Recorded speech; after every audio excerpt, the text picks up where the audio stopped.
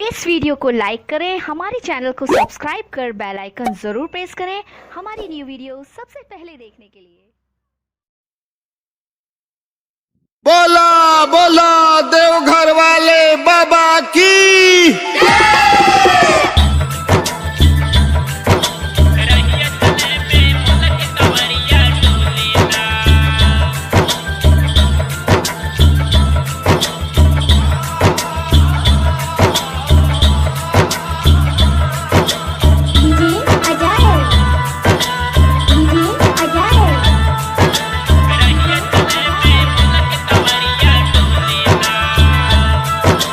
नशे में भोला भंगिया पी के रहेला, नशे में भोला भंगिया पी के रहेला। रहिए चले में भोल के कवरिया डोलेला, नशे में भोला भंगिया पी के रहेला। रहिए चले में भोल के कवरिया डोलेला।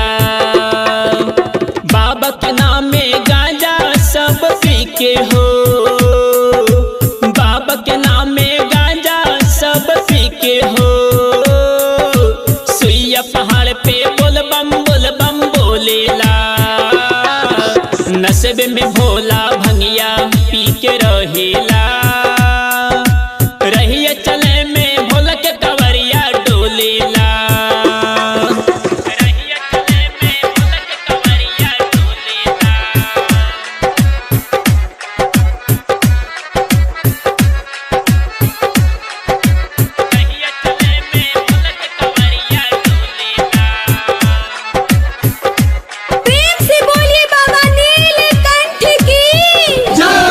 सुल्तानगंज में सब कवरिया जाल भरले बा, काचे ही बासे के सब ही कावर बनवले बा। काचे ही बासे के सब ही कावर बनवले बा। सुल्तानगंज में सब कवरिया जाल भरले बा, काचे ही बासे के सब ही कावर बनवले बा। केहू बोल बम केहू डाक बम केहू दंडवत से, बाबा के रहिया के शोभा बढ़वले बा। आपन आपन रहिया सब चलेला, आपन आपन रहिया सब चलेला। सुइया पहाड़ पे बोल बम बोलेला, नशे में भोला भंगिया पी के रहेला।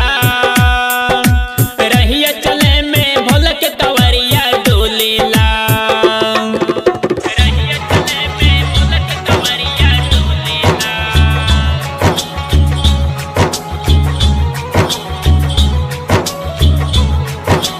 रहिए चले में भोला के कवरिया डोलेला। प्रेम से बोलिए बाबा नीलकंठ की। बाबा भोलेनाथ के महिमा बखास हो, डमरू वाला बाबा के रहे जे आस हो।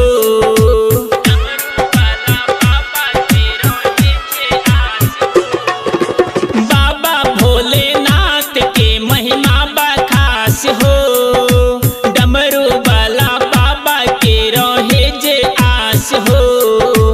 असरा ओकर तोड़े ना बाबा ओ घरदानी, मनसा ओकर पूरे जे राखे विश्वास हो।